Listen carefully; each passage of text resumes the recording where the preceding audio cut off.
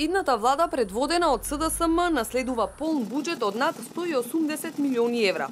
Пари расположиви за трошење и инвестиции во разни развојни проекти. Велат информациите од Министерството за финансии. Од почетокот на годината собрани се 57 милиарди денари од даноци и придонеси. Собрани се и 5 милиарди денари неданочни добивки. Приходната и расходната страна се урамнотежени. Дефицитот е речиси анулиран и се движи околу 1%. Во 2006 година, кога ВМРО ДПМН дојде на власт, околу 3 милиони евра, предвидени за годината, веќе биле платени трошоци од над 2 милиони евра. Остатокот од околу 1 милион евра бил планиран за плати, наемнини и за надоместок.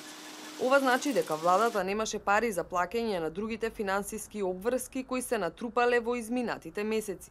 Причината се, како што пишуваше Дневник, многуте судски решенија за присилна наплата на долгови кон фирми и граѓани направени изминатите години.